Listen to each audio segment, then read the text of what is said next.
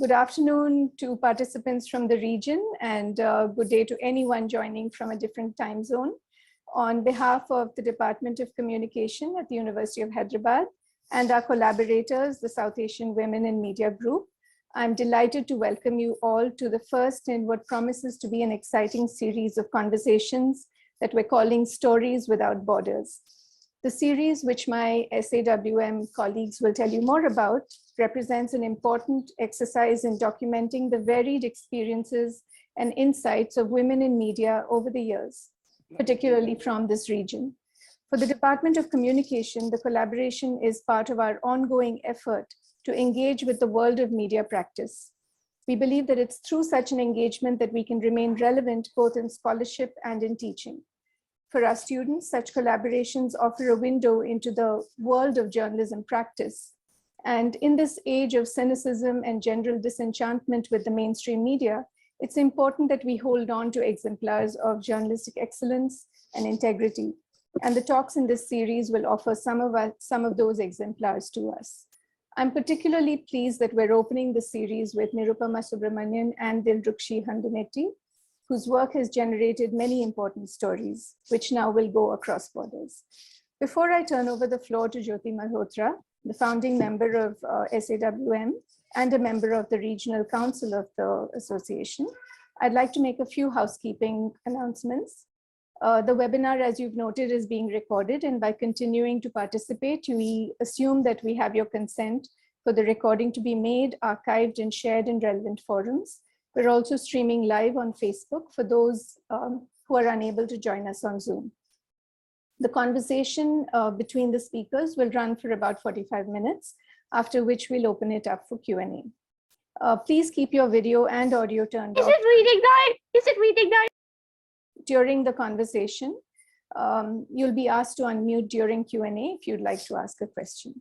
So thanks again for being here, and over to you, Jyoti.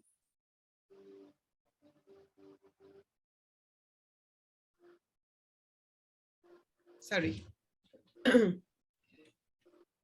Good afternoon, everybody. And on behalf of South Asian Women in the Media, I'd like to thank Usha Raman of the University of Hyderabad for hosting this collaboration with SOM. I'd especially like to thank Uma Sudhir, who's a founding member of SOM India and one of India's senior most journalists, and Swati Bhattacharjee, who's the president of SOM India, the India chapter of South Asian Women in the Media, for putting this collaboration together. It's really it's I think something that whose time has come, and for us to share stories of some of South Asia's senior most and most experienced women journalists, I think is such a fantastic idea. So I'd like to thank you, Usha, especially at the University of Hyderabad, for doing this with us. Of course, Namrata Sharma, who is the head of the SOM Nepal chapter, along with Nirmala Sharma, she's here at the on the Zoom call, on this Google Meet call, along with several of her other members from the Nepal chapter of SOM India, of SOM. And I'm very grateful that all of you have found the time to join this meeting. Now, just one quick word about SOM. What is SOM? So it's an abbreviation of South Asian Women in the Media. And we are about over 300 women journalists across South Asia, in every country of South Asia. India, because of its size, naturally has the largest chapter. But we even have members in the Maldives, in tiny Maldives, and you know that the population of the Maldives is barely 500,000 people. We also have members in Afghanistan, despite last year's crisis when the Taliban took over Afghanistan. Some SOM members left Afghanistan in the wake of that takeover, but we still have some members inside Afghanistan, and in the weeks and months to come, as this series evolves, we hope to hear from these women, not just in Afghanistan, but elsewhere in the region as well. It is my privilege now to introduce to you Nirupama Subramanian and Dilrukshi Handunetti, two of South Asia's most experienced women journalists. Nirupama Subramanian is a journalist in India. She is currently the strategic affairs editor of the Indian Express. She's based in Chennai. She travels between Chennai and New Delhi. Prior to that, Nirupama actually started. Let me tell you a couple of things about my very good friend and colleague. Nirupama started her journalism in 1986 with the Times of India. She had worked at the Sunday Observer, where we worked together, and that was more than 3 decades ago, and it seems like yesterday. So it just sort of shows, I think, how old we are today, but our memories as journalists still remain young. She worked with India Today, The Hindu, and now at the Indian Express.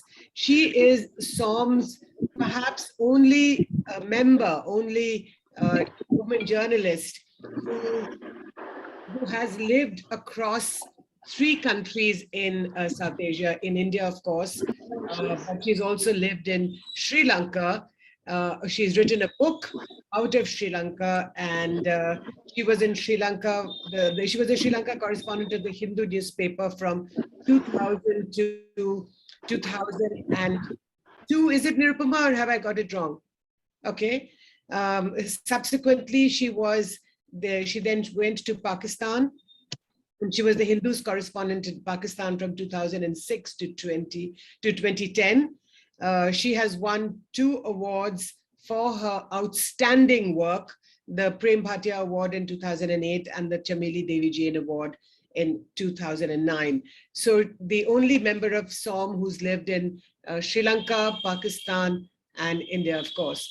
Dilrukshi Handunetti, ladies and gentlemen, is another star member of South Asian Women in the Media. She's based in Colombo. She's a journalist and a lawyer, and currently she wears more than one hat. She is the executive director of a think tank called the Center for Investigative Reporting, and has reported across South Asia. She has won several awards, both Sri Lankan and international awards, for her reporting excellence, and divides her time now between both reporting and training journalists. She has written for The Island, The Sunday Times, The Sunday Leader, Ceylon Today, Sunday Observer, and The Weekend Express, and she has published bylines in the Washington Post, Guardian, Al Jazeera, and the Anophalu, and she's currently a columnist for the New Indian Express. So to just get to have both of you start this conversation, as Usha mentioned, this is a series that we would like to archive both at SOM as well as at the University of Hyderabad. And this is about your stories. Nirupama and Dilrukshi, we'd like very much for you to talk to each other about your stories. What are your stories? Living in the countries that you do, the conflicts that you have experienced firsthand, and how you have engaged with them. So over to you, and I hand the floor to you both.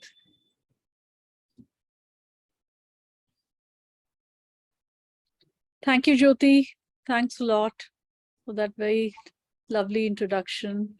And I'm really happy to be part of this series. It's a very interesting idea, and I think it's going to lead to so many conversations that we've had over WhatsApp and all that, but I think this will really bring us closer together as journalists, and of course with the students listening in, I think that will be also very and to listen to their questions and find out what they think about journalism. That would be a very that would be good for us as practitioners, I guess. Dilrukshi, hi, my old friend from Sri Lanka, Colombo. How are you? Thank you. Thanks, Usha. Thanks, Jyoti. I think this is really a great opportunity, because I think recording women's voices is something that historically we have not done too well. And that's really important, because it's not just about Nirupama and myself. I think there are a lot of people who have lived through many conflicts, reported on a number of issues. But then when you really look back, these stories have never really been recorded. It's like our histories of our countries. So I think we are both very privileged, and I'm absolutely privileged to talk to Nirupama. also to be in conversation with her, because I'm sure we can have a very engaging, fruitful discussion. And I hope what we discussed today will be useful to everyone else, and hopefully manage to inspire a few more people to enter our profession. Great. May I ask the first question then? Nirupama, I'd love to ask you the first question, yeah? Okay. Right. Yeah, so since it's about South Asian women in media, and we're a bunch of women journalists of different ages, coming from different places and experiences, I don't think there is anyone who can do this bit better than you. And in order to try and understand who is a South Asian journalist, is a South Asian woman journalist a little different to anyone else? Looking back at your experiences and bringing your perspectives into this discussion, I'd really like to think about what is identity of a South Asian journalist. Is there anything like that? This is an out of syllabus question, Dilrukshi. What is this?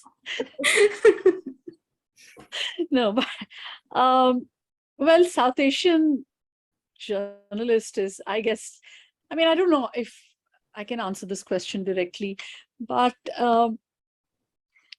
really, I have thought myself of as a South Asian journalist from the time I think I was in Sri Lanka in the late 90s. The thing about covering other countries is, and especially for me, I don't know how it works for others, but speaking for myself, I just realized that it gave me from Sri Lanka and Pakistan at different times, it gave me a perspective of what those countries think about my own country, right? So I was looking at India from these countries, and that was a very valuable perspective, and I've held on to that quite a lot. It informs a lot of the work that I do even now. So in that sense, I feel South Asian. I feel I can put myself into your shoes, or into the shoes of, say, Naseem Zehra, who's also a member of SOM, or, Arfanu, or many others who are in our little group. So that is how I think of South Asian, of being a South Asian journalist. I know you do a lot of work in, training journalists in the Maldives. You're very often in Nepal. You think of India as your second home. So how do you see this whole cachet of South Asian journalists? Well, I think it's work in progress, just like you said. Being able to report on critically important issues from time to time. I have not been stationed in any of the countries as you have been, Nirupama, but I would say that I've really had the privilege of actually doing at least one story from each of these countries.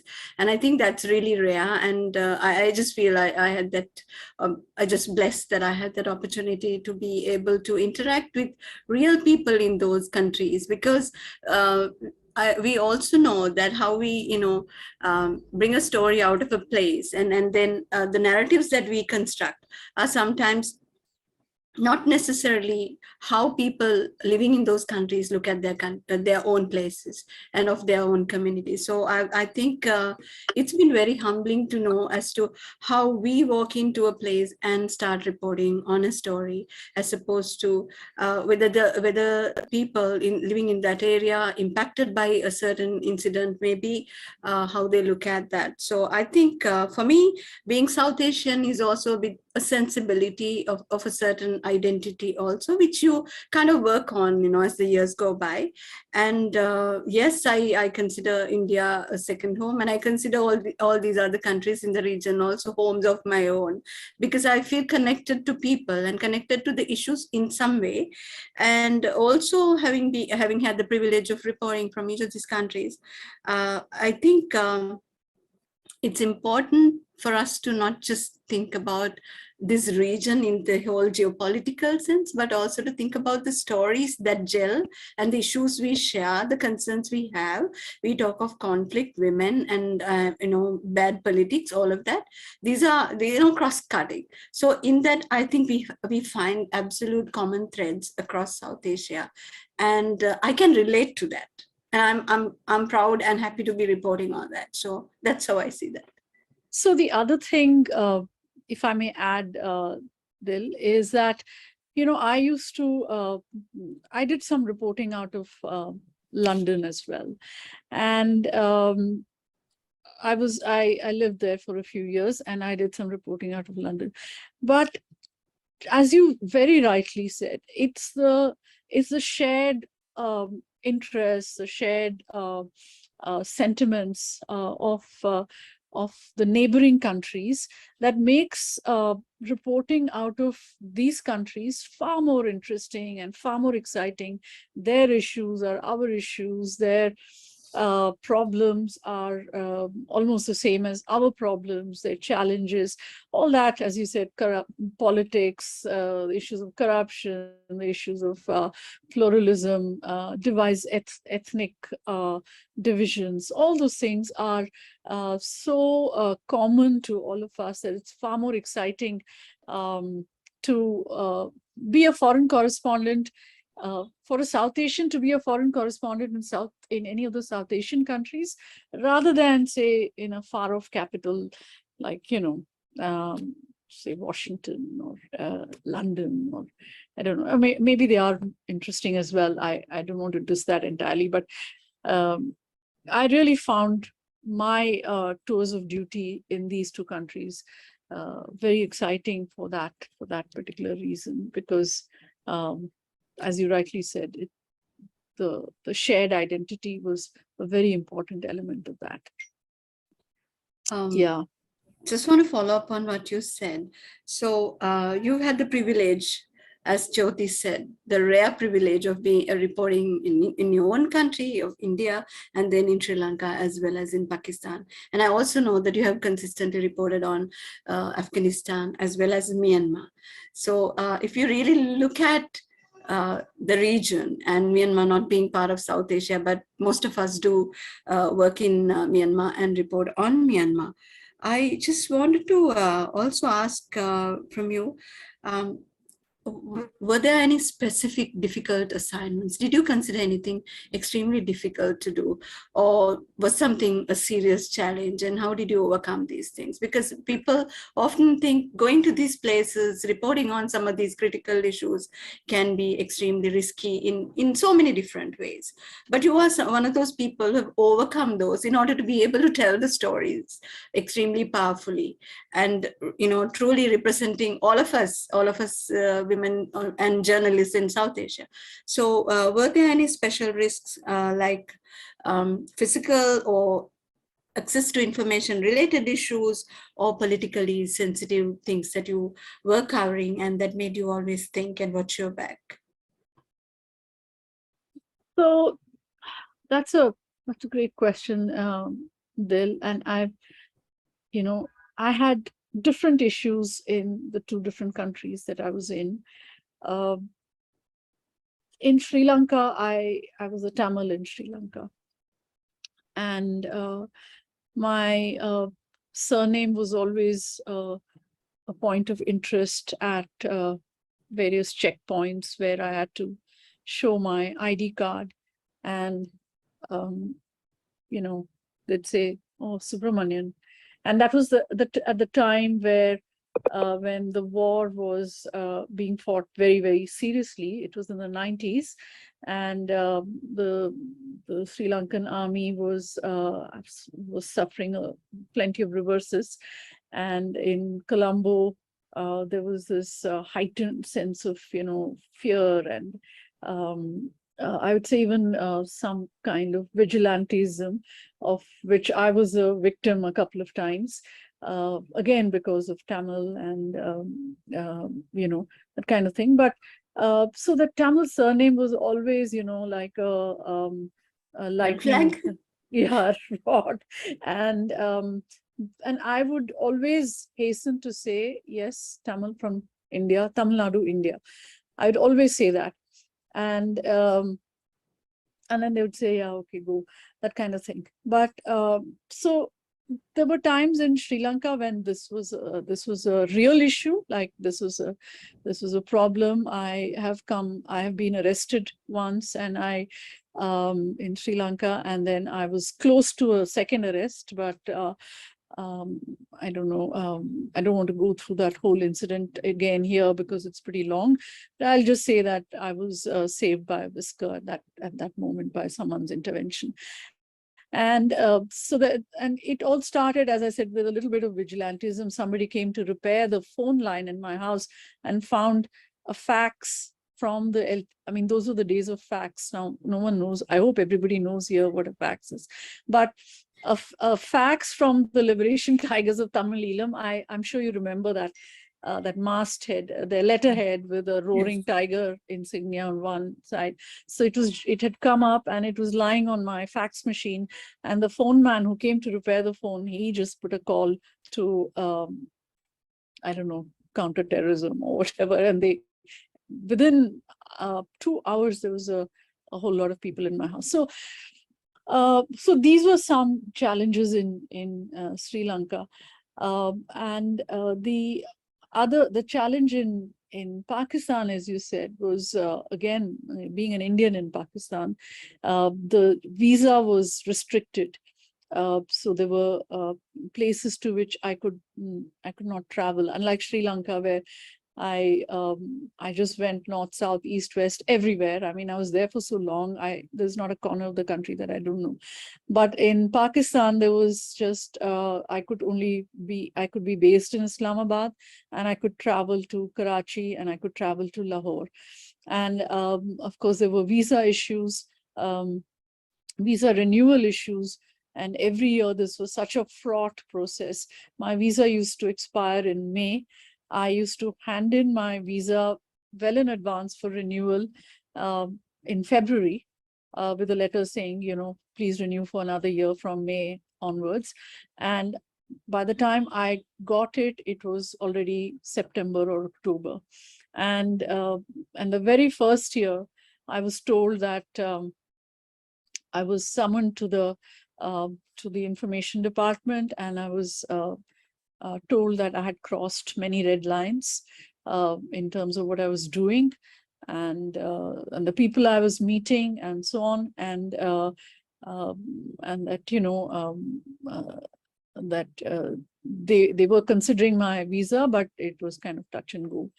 And and of course there was access to information issues in Pakistan, but luckily for me, in the years that I was in Pakistan, the news was all out on the streets. I mean, it was there were protests, there were lawyers' protests against Musharraf for sacking the Chief Justice, and then there was there were these long marches by the political parties for as they tried to shake Musharraf out of office, and then so it was one thing after the other, and it was all out on the street. So it was really, in that sense, that access to information didn't really bother me. But yeah, there were people who were still reluctant to meet me, and but for all that, it was and in both places, I have to say, I felt no threat from ordinary people. I mean, I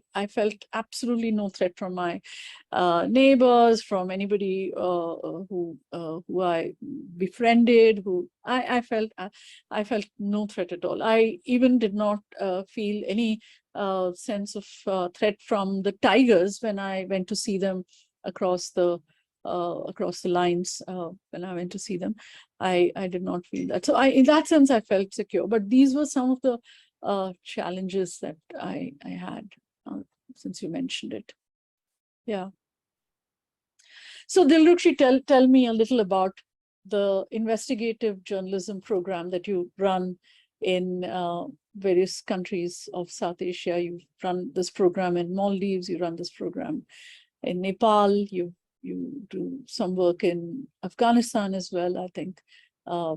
And I don't know if you do that in Bangladesh. So let us hear a bit about that. So Nirupama, I'm technically trained as an investigative reporter, though I think I did a lot of political reporting, and I still do.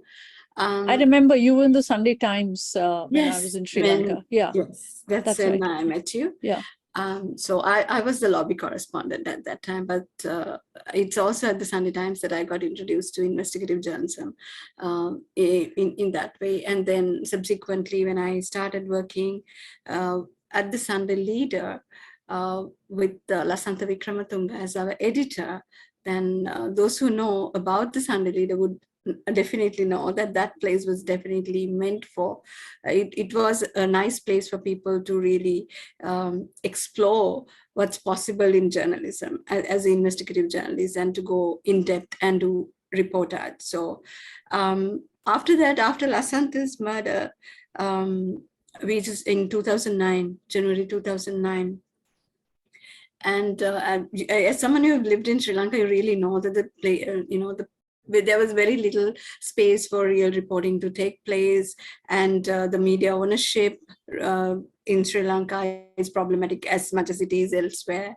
And with all those constraints, and I've been toying with the idea. So eventually in 2018, we were able to set up with two other senior journalist colleagues to set up this center.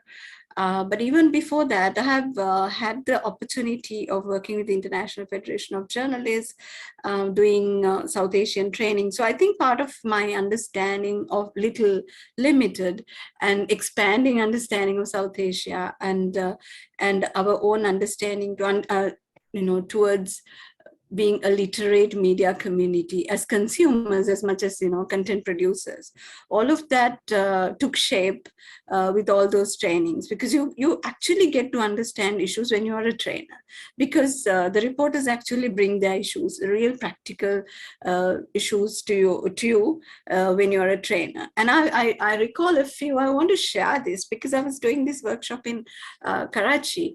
And, we've been covering conflict. Now I've been covering conflict from Colombo. I have to travel to the conflict zone to be able to do the story.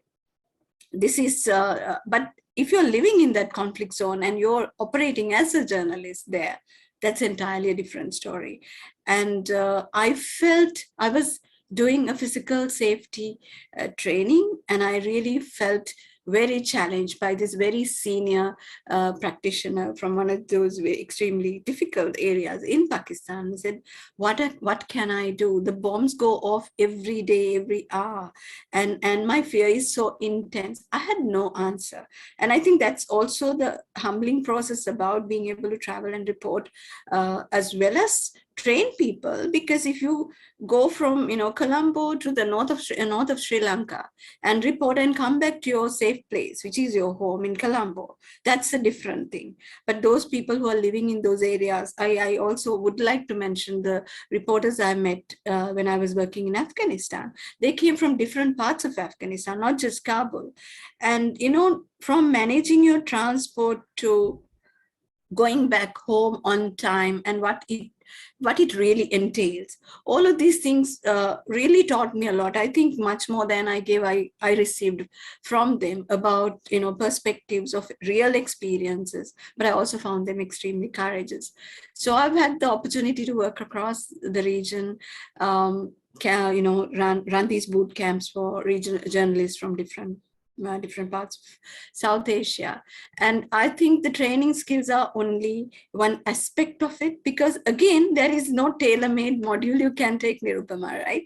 What you can deliver in Islamabad is very different to what you would want to take to Karachi or to some other place. So it's like that. And I think being able to work with different communities and to be informed by them of their own issues and how to deal with those issues and do in-depth reporting on those issues that are really impacting their communities. That's really been a challenge, and I continue to learn from them.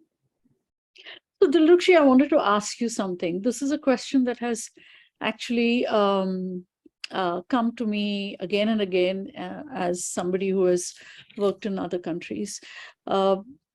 I felt a very strong not while I was in Sri Lanka, but after I came out of there, I suddenly felt that, do people want other people to tell their stories? In the sense, do Sri Lankans want an Indian to tell their story to an Indian audience, or do they think that somehow their stories are getting appropriated or sort of being diluted by way of this foreign reporter, foreign correspondent kind of person who's telling their stories? Would they rather tell these stories directly? Then is there a feeling of ownership loss here, that, hey, this is my story, I don't like the way you're telling it to your the people in your country? And I just want to understand this from you, because now here's a chance I can ask you. This comes back to me now and then, especially, this also comes when people write books about the places that they have been in. So you'll see a foreign correspondent just bang out a book, and there will be my years in Sri Lanka or whatever. I've done that myself, guilty as charged. But so how do you see that? Very interesting question. I think you probably will get judged a bit for the perspectives, not always. And I think for reporters who have stayed on for a long time, now someone like you, who's lived and breathed that air and reported on a daily basis, I think that judgment would be less. Obviously, there is judgment here everywhere. And as a local journalist reporting on one issue, also you still get judged. But I also think that whole culture of foreign correspondents working in other countries and reporting has also evolved. We have a much evolved conversation, I think, thanks to a number of years and the kind of experiences we have seen. What people really don't like, and I think I'm guilty as well, most of us are, of going into a place for 2 days to do a story. And I've done this. I covered the 2002 Kashmiri elections, for example, and then I've also covered the Nepal's transition to a democracy, a parliamentary democracy. So you do that story in extra quick time, and that's the expectation, and you pull the story, and you never really lived there. You never really spent time trying to understand how nuanced. So I think people sometimes have issues with the context, or how we give it context, how we give it depth, how we provide a fair representation of their views. But I think the reaction to foreign correspondents who spend some significant time actually connecting with communities and trying to get real perspectives is very different to the parachute journalists. I think the whole aversion comes to is there towards the so-called parachute journalists. People really don't enjoy that experience of suddenly 100 journalists coming into a city, and you have a lockdown or you have a crisis at home, and like the Sri Lankan crisis. But I think we are also in a very evolved place. People are also used to seeing foreign correspondents. People have more people watch things on television. From those years, Nirupama, from when we were doing that to what it is today, I think people have seen a lot of foreign correspondents doing this for television, for radio, and print and online stuff. So I think people have a different perspective, but I think we generally get judged for context, for nuance, and sometimes stealing the best stories. I've heard this. 2 examples I would like to share. One is from Nepal, one is from Maldives, the other from Afghanistan. I have turned this into a positive experience. When I train, I show stories and tell them, don't let us come and do your stories. Be the journalists who can do this story and share. And I always have journalists reach out to me asking, can you find me a way to place this story in a much, towards a much bigger audience, an outlet, for example. And I do try to help, because as a trainer, I feel that, that's the best thing about, it's not like, driven by the byline, to be able to be someone who motivates others to do stories. It's been really richly rewarding to know that you can actually help open a few doors so that people can actually find those places. You know, if you're just telling your story within your community, to be able to demonstrate that there is the, you know, you don't like it when parachute journalists come. Kabul journalists did say this to me, and to say that you don't have to wait for them to, you know, arrive in your city. Be able to look at, you know, have the methodology of good storytelling in you, and learn the language if you want to be an international correspondent. And thankfully, a few people actually tried, and some even succeeded. So you can make this somewhat negative experience that we have also lived through to a training mentoring experience for others to you know, to share that and say that you can be the reporter. You don't really probably don't need that foreign correspondent in your city to tell your story. Speaking about parachute journalists, I just want to recount one little anecdote. It's funny, actually. There was, you know, Prabhakaran, the LTT chief, he held a press conference after a long time he was appearing in public. It was in 2002, April 2002. And I don't know, some 600, 700 foreign journalists were coming from all over the world for that. And I was the correspondent for the Hindu in Colombo, and I was fielding a lot of calls from a lot of people daily saying, you know, what are the facilities, how to go there. And the funniest thing I heard was, what are the best hotels in Kilinochchi? You know, I said, no, you can't stay anywhere in Kilinochchi. At that point, it was little, I mean, it's just a bombed out shell of itself. And so I had to say, no, there's no place to stay there. But anyway, so that I was reminded when you said parachute journalist. But I think they do Google search now and check out places, right? So the thing is that there's a tension, inherent tension here, because we now say, like, between India and Pakistan, that there wasn't this, what do you say, because there is no exchange of journalists, for instance. Even with Sri Lanka, we have just a couple of correspondents, Indian correspondents in Sri Lanka. Sri Lanka has none in India. Pakistan and India don't have any, and some people write from Bangladesh for Indian papers, same with Nepal, but we don't have anybody. And there is also the view that not having journalists in each other's countries also impedes the understanding that journalists can sometimes provide of the other country to readers back home.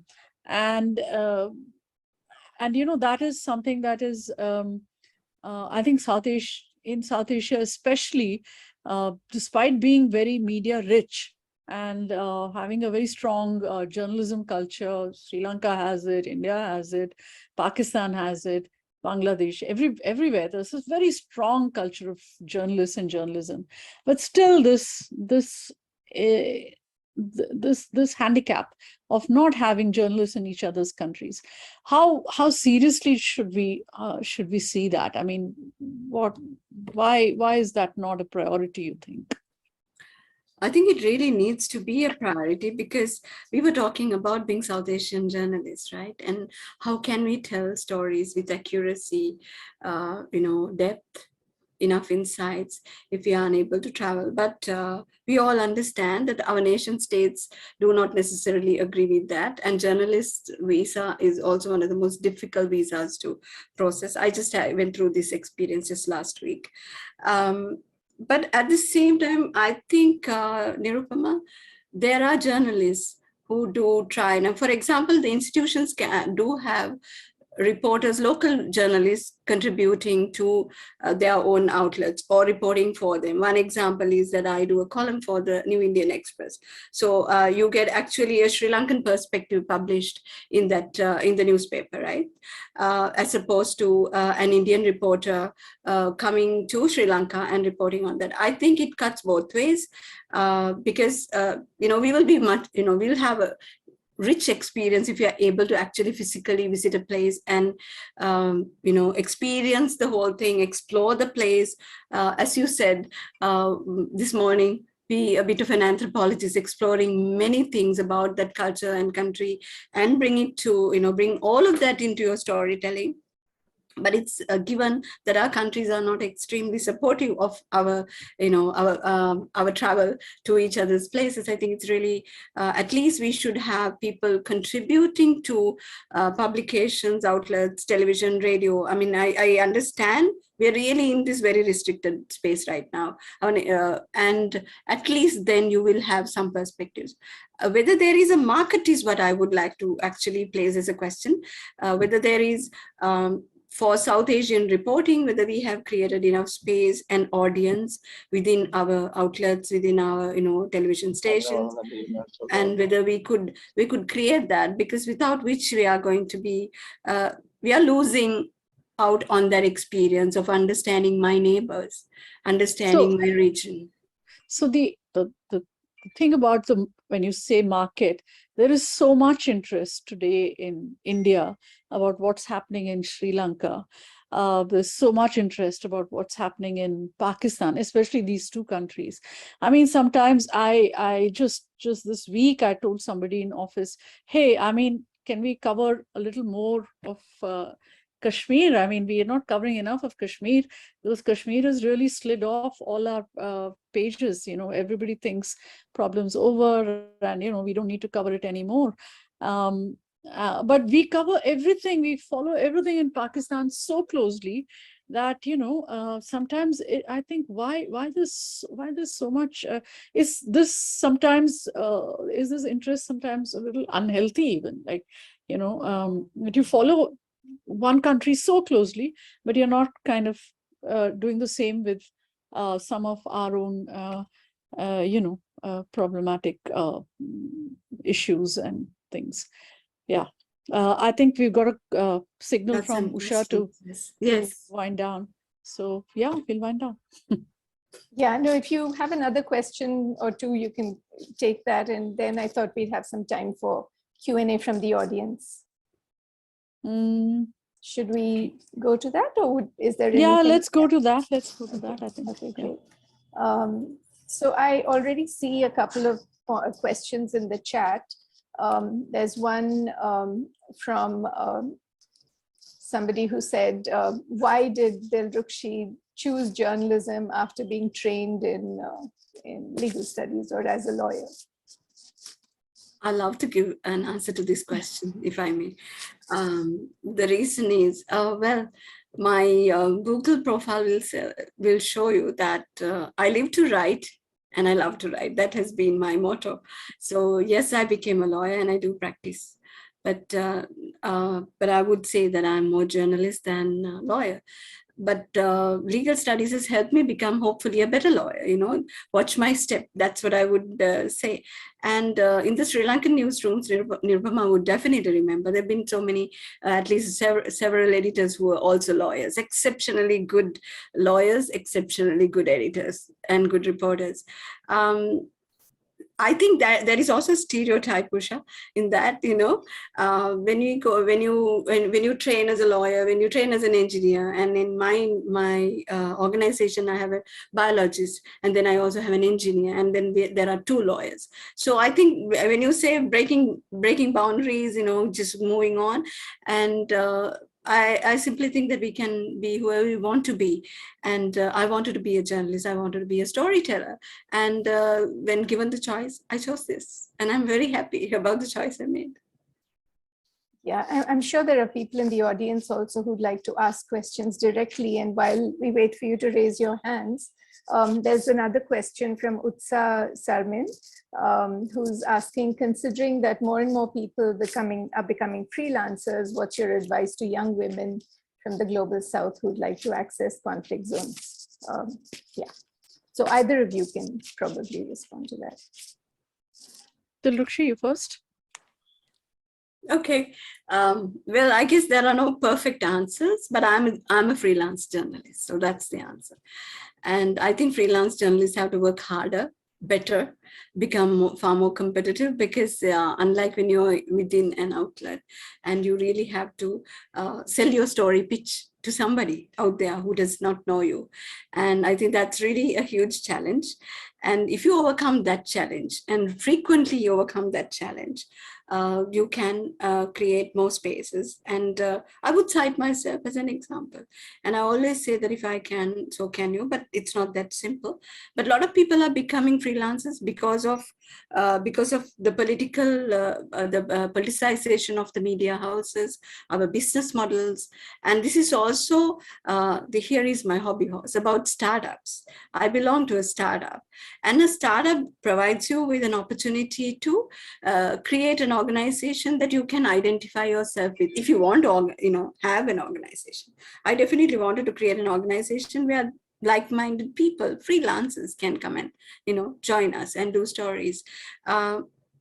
The second best thing about that is also that you can choose your niche area. So if somebody wants to report only on gender or on conflict and gender, then because of the fragmentation of the industry, it does allow you opportunities. And of course, there is a bit of there is a second half of that question is about support to travel and all that. I really accept that it can be very problematic for you to get your visas if you want to travel outside your country, and to put in your applications for clearance.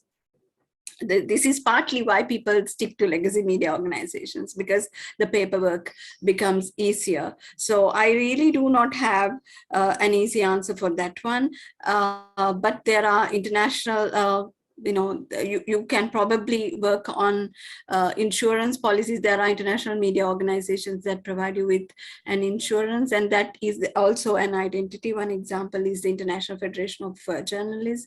So you can probably, as a freelancer, these are the protective mechanisms you have. There is a world of difference between a journalist who's coming from an institutionalized set up as and a freelancer. This disparity we have never really really looked at or treated very well. So I'd just add that with it's definitely, I have been thought myself completely lucky and fortunate that I have worked for an organization in these difficult places, because that's really a very good backup that you have. But as media has evolved, there are more and more platforms. There's social media. Within social media, it's exploding every day into some new platform. I think there's a lot of space for freelancers, as Dilrukshi said, if you can get over the visa difficulties and so on. But also now the other thing, the other one little hopeful thing for freelancers is that with many newspapers cutting back on sending their own staff because or basing their own staff in these regions, freelancers can step into that breach and offer to cover, and a lot of people have managed to provide coverage like that, because they are, I'm sorry to use the word, they're not as expensive, but if they will do the work, and media organizations are more than happy to take their work. Of course, it has to be competent, it has to be well presented, and all those, once it passes the quality test, I think they're acceptable. That's my understanding of the situation.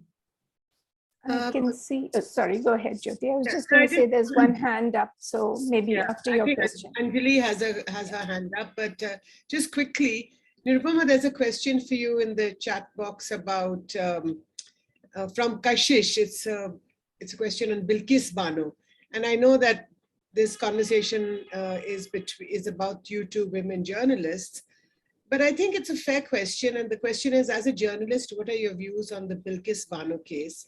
And I'm wondering if you can also contextualize it with the gender question. We ask this gender question all the time. Is a journalist any different in her writing or reporting if she's a woman? Or is it her experiences which are paramount? So if you can take that, Nirupama. Yeah, so to answer your question first about gender and journalism, and just does gender inform journalism? Yes, I'm sure in some subliminal way it does inform our the work that we do, the way we write it, and the way the stories that we look for. But I have to confess that I've never felt that consciously, that here is now, I'm a woman and I respond to this story as a woman. I've not consciously done that. It's only, I respond to stories as just with my training as a journalist. And so in Sri Lanka or in Pakistan, I have done lots of stories. I've done stories that men may not have done. I have done stories that men would also do. So those are the things. Also, as a foreign correspondent, one of the things that that more women tend to do than men is this whole national interest thing. What is in the national interest of your country of origin, and then do those reports. Whereas the women journalists tend to seek out more people in these places and try and present people's voice from that particular country. I've noticed this with myself as well, and with a lot of others too. Not that Why we do you don't. say this? Why do you think there is this? I haven't really been able to say if it's only because of gender or anything, or because women have more empathy, as is said. I don't want to fall into those stereotypes, but and many men also do very empathetic stories. Let me make that very clear. But I don't know. I find that a lot of women go and do a lot of people stories. They meet people, they talk to communities. They do that kind of thing, and men do a lot of strategic affairs. Yes, this is India's interest, and is it being protected? Is that port there? Yay, boo, all that. So that kind of thing. But I also do those stories, but I think there's a little divide there, So basically, you do double the work. You do the people stories and you do the other stories. Always. As a woman, you have to work twice as hard. Forget that. But hey, listen, that Bilkis Bano question. Of course, as a human being, why as a woman, or as a journalist, as a human being, I'm shocked that that this thing has happened, that these men have been let go, and they are now free. The woman is terrorized by the fact that they are now free to torment her, perhaps. So all this goes against the very grain of human sensibility. And I don't know if I have a separate reaction as a journalist, or I'm just horrified. I'm outraged as a human being. I'm outraged as a woman. And I would be outraged even if I were a man. I just want to make that plain. It's something that just should not have happened. It goes against every law of it is, of course, I think it's not the legal basis for that remission has been questioned, but even every principle of natural justice, it doesn't make sense. So I don't know if there's a journalist responding, but yeah, that's how I feel about that. Bilkis Bano, Anjali, would you like to ask your question? Thanks so much, Ms. Nirupama and Ms. Dilrukshi, for that very enlightening conversation. Why don't you put your video on, Anjali, so we know what you look like? I did put it on some time back, so here it is. So my question is again to extend the the notion of gender as a woman journalist, not just in conflict areas, but in other places also, in the realm of safety. how do you protect yourself? I mean, I'm not just talking of conflict areas. How do you protect yourself? I mean, if there is aggression, then that is a problem. If some people are being over friendly, then also your radars go up. So what is it that you do to protect yourself? Yeah. May I add a few things before Nirupama can definitely, add to this, because I also wanted to respond to something that Nirupama said, and I'll connect it to Anjali's question. So yes, I do. I look at stories as a journalist, and there is nothing male female about it. Not necessarily. I think some of our stories are gendered. We do all the hard stories that men do. We also do other stories. And I think it's important to note, however, if I may, Anjali, cite the case of the Sri Lankan conflict again as an example. When you record this, 27 plus years of war, if you really look at the story, the number of women who covered the story, Nirupama and I had the opportunity to cover that story. She as a foreign correspondent, I as a local correspondent. And if you look at the perspectives we've been able to share, and I would think there is a difference. And of course, we both, and so many others, covered it, all the hard stories, right? We did multiple stories on a number of issues, from political to arms purchases to you name it. We have done it. But at the same time, I think in the reportage, we have been doing some studies, and part of the research that we did for the International Federation of Journalists on newsrooms and gender did inform us that most of the women reporters' perspectives are not necessarily there, because when you're in a situation like that, not every woman is sent out for reporting. So I think there are inherent issues within the newsrooms where you entrust some of these so-called. I always think that we're privileged, we're lucky to have had that access and the opportunity, but not everybody. And I hear it from a lot of women who want to really do the big stories and who don't get to do that, especially defense and really hardcore political and diplomatic stories. And because you would always trust the male colleague to do that. And so there is that whole gendered aspect to that. And women, if you look at the humanitarian side of reporting of a conflict, women have shown greater empathy, as Nirupama said. But we don't necessarily, as journalists, I don't think we really respond completely as women. We respond as journalists, and we report on that story as journalists. On the safety thing, I will give you again a small example. I was supposed to go and stay in a small place in Delhi.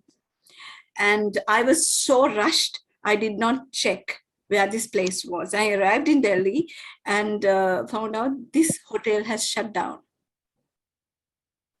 And at 7 o'clock, Delhi, and I do not want to tag cities, and I don't think, people call different cities different names, and I don't think cities go and rape people, people go and rape people. So because a lot of people do call it by a certain, they like to say like Delhi is a rape city. I mean, it's not. Cities don't do this.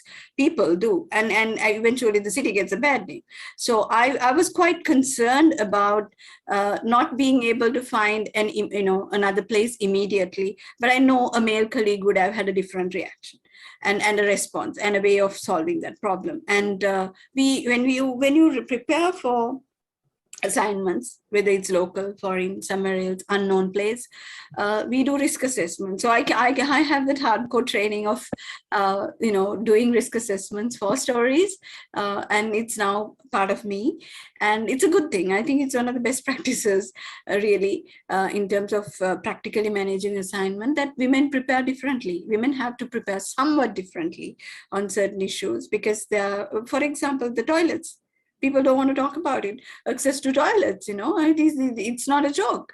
And we just cannot rush out of a vehicle and go somewhere. So you have to really plan so many things. And also the fact that women are not seen in certain places doing assignments.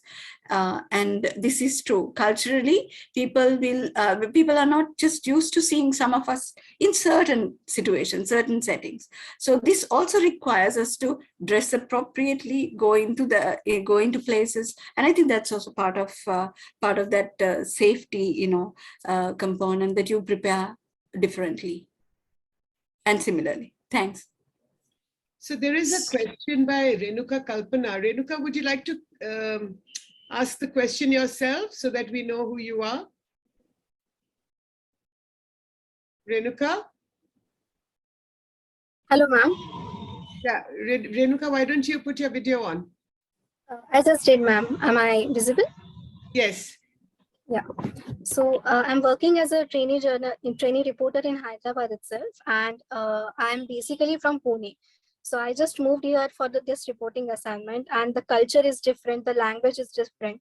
People speak mostly Telugu here, and my mother tongue is Marathi. So I often face this problem that there is a lot of difference, and I just feel uncomfortable talking to people. So if this is the case with me, if I'm changing the state, Nirupama ma'am, or she's changing the entire nation. I mean, The country, you everything mean? yes, everything is getting changed. So I just wonder, how does she manages that? Nirupama ma'am, how do you manage this in Pakistan, in Sri Lanka? What is this? Come on, tell us. So, it's interesting that you asked this question, because just in the morning when Dil and I were talking to go about this session, I was telling her that I considered myself like a student of these other places, and an anthropologist, if you want to give it a big name. That I'm really curious about how other people live, what they eat, what clothes they wear, what they sing, what they dance, and their language, the structure of their sentences. All this highly interests me. This is, for me, it's not a scary thing. I love it. I love being in a different place, and I love making friends with different kinds of people, and because as I said at the beginning of the session, if it was London or Paris or something, I would not have been that interested. But this is all one region, and although there are boundaries, we have so many shared things: language, we have food, we have so there are commonalities, yet they are all very different. For instance, a lot of people, a lot of Indians who used to come and visit me in Sri Lanka, they'd come and they'd say, "Yeah, this is Sri Lanka. How come they're so clean? Yeah, it's so clean here. It's not that clean in our country. How come they're clean like this?" And say, "Boss, it's a different country. The culture is different. They're not us. We're not them." So, but that. But how do you manage with language? So you spoke Tamil, you are Tamil, but for a non-Tamil person to be posted in Sri Lanka, isn't that so? Like Renuka, she doesn't understand Telugu in Hyderabad. So how do you maneuver? So there are people, those things. So there will be a common language. There will be somebody who speaks something that is that you will understand and that they will understand. Let me just, one interesting anecdote that I have from this.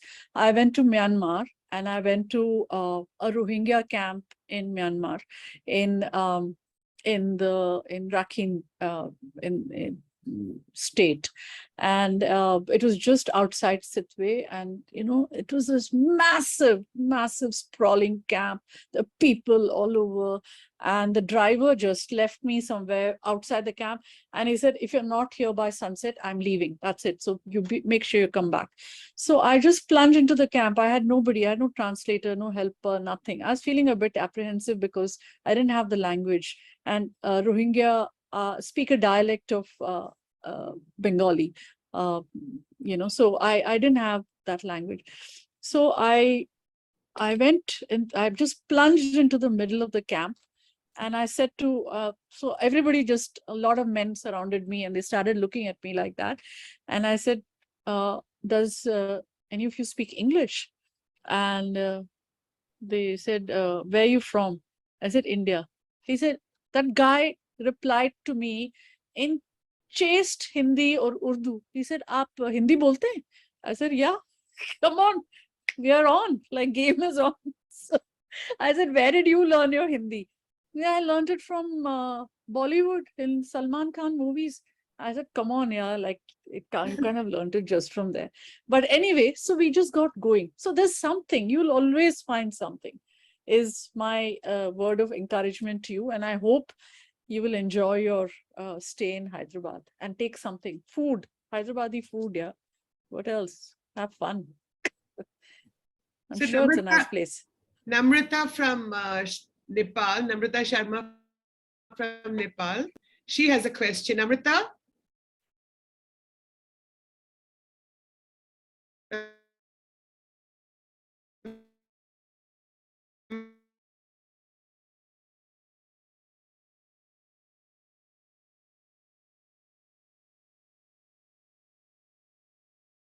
Talking about women being a women journalist and then the gender issues. I think Jyoti, you also added something there on somebody's question and all. You know what I feel is, and I kind of agree with Nirupama's analysis over there, is like we write different things in different ways because we are journalists, okay? And as everybody knows, some of us may be good journalists, some of us may be bad journalists. So whether it's a man or a woman, we have that category in everything. And I think the coverage of issue, like I don't know, I was missing also because of network this thing, but what Nirupama was saying, and I wanted to ask a little bit more, both Nirupama and Dil on this, is like there are different ways as an individual journalist you go about getting your information and getting the story done, right? So, but then if there are issues like rape issues or issues like violence, then maybe the fact is women tend to be more sensitive about different issues, but they have their own style of investigative, interrogating, and bringing out stories. I've also seen men doing some very excellent coverage of issues like rape and other domestic violence and other stuff also. And I've seen some of them being very sensitive and writing it in a different way, you know. So I think this whole thinking and psyche of being a male journalist and female journalist is something I can't understand, you know. I think as we are journalists, you know, and each one of us may have different ways of doing our stuff. And for the younger generation, I think that opening up needs to be done, you know, like that we are capable of covering issues. We may have our own styles, but being journalists, like Dil was talking about, you know, being in Delhi and going about doing things, we may do certain things while we are covering and going to different places, and we have to be extra careful because we are women journalists, you know. Right. So I just wanted to ask both of you on that, on that issues, on if you wanted to share a little bit more on it. On how we And you gather also, Jyoti. on how we gather information when we go to a specific place. Is that what your question is? I mean, I'm just trying to. Hello? Hello, was I heard? Yeah, we heard you, Namrata, but what's the specific question? Yeah. Well, actually, more than question, it was a comment. Yeah. But what's your comment? but What's your question yeah, to my comment mainly was that I think it's while covering issues, we don't necessarily think that being a woman, I cover issue this way, or being a man, you cover like that. You know, like, Yeah. do you really think there is a gender issue there? I don't think. I think each one of us has our own style of interrogating, of finding things, and that's how we go about as a journalist, isn't it? Do you really think there is a gender aspect on that? No, I agree, largely agree with you. Though, as I said, I sometimes see more men doing a particular kind of story than women. But I largely agree with you that men can do some stories as sensitively as women, and women can utterly fail at these stories, because the differences between good journalism and bad journalism. Yeah, I agree with you, Namrata. Largely, I agree with you. Dil, do you have a comment?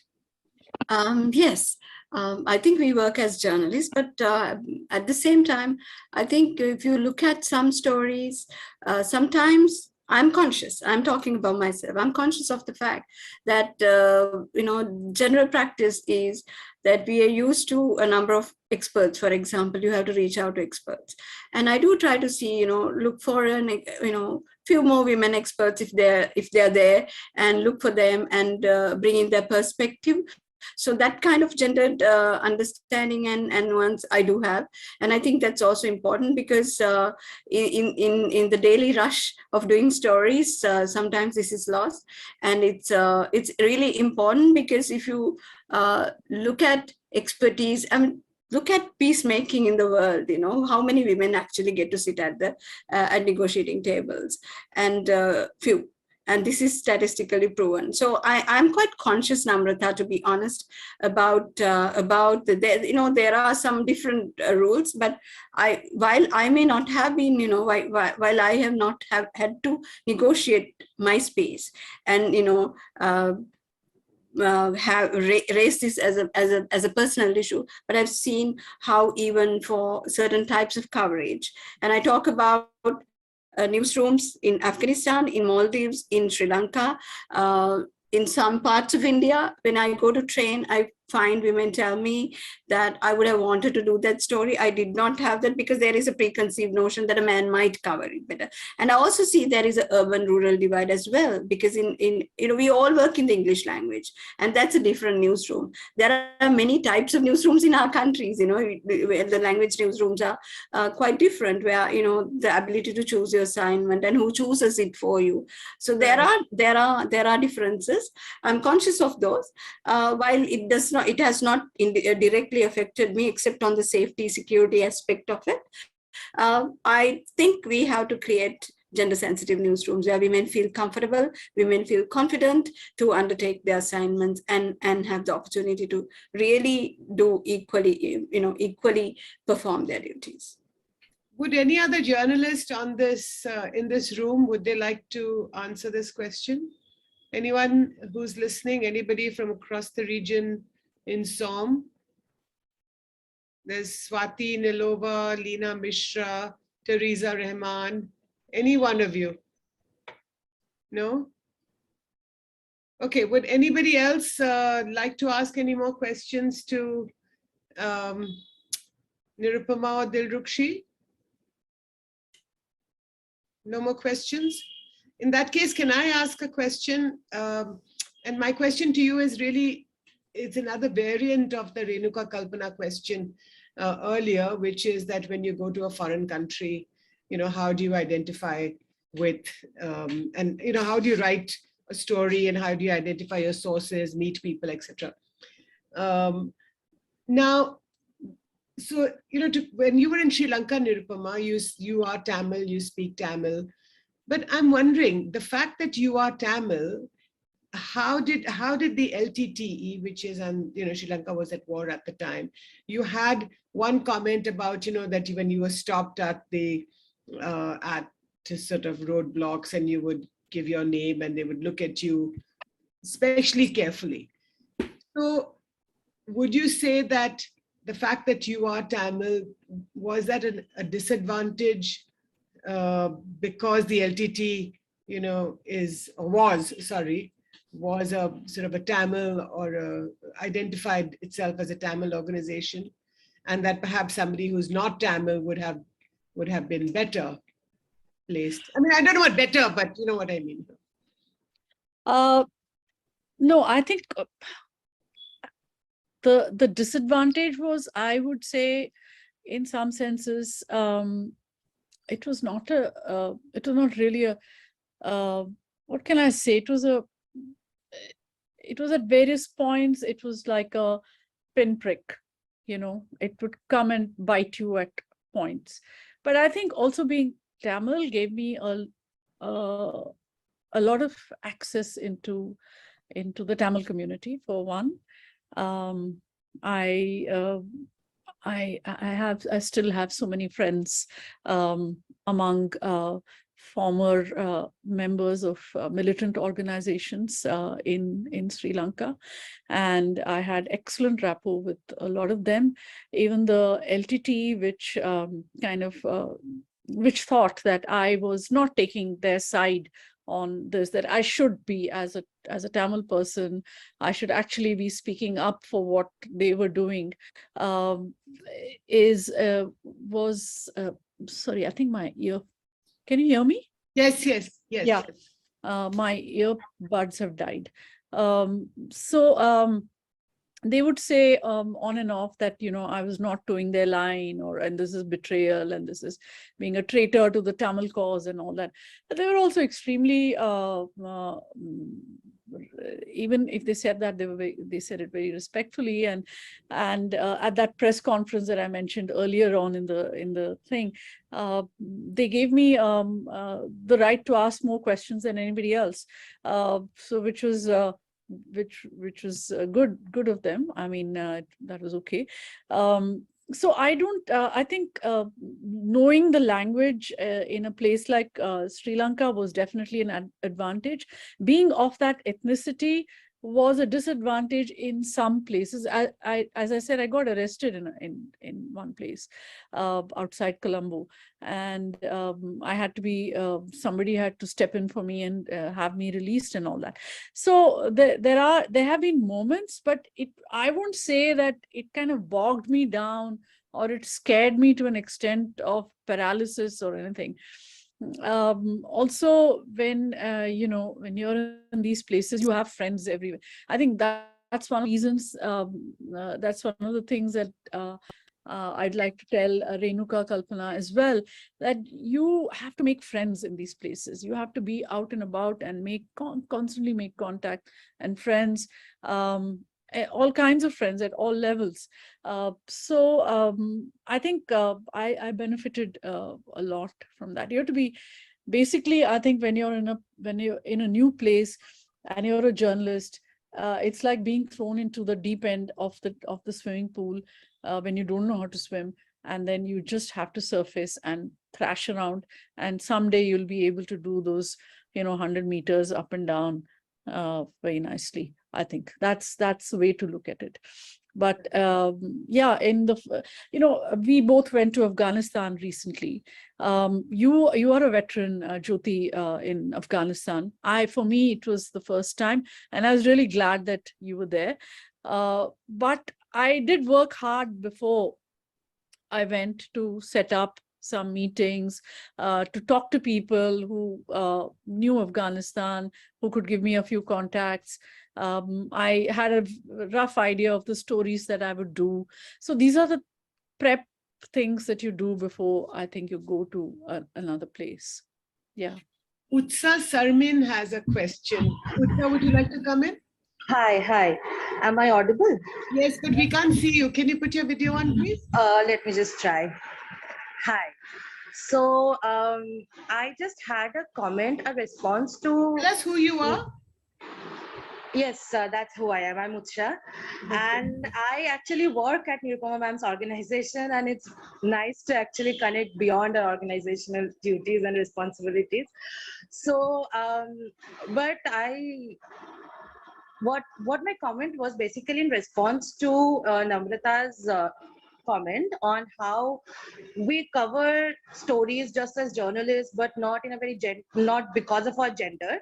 But I think in whatever little experience I had while working as a journalist in Kashmir, in Ecuador, and now I'm in India, that we often view of a story is shaped by our subjectivity. And as women, our subjective experience, our lived experience often shapes that view. So many, not only me, many women journalists I've seen have found, and I think every story is gendered. There is nothing that is not political, not gendered.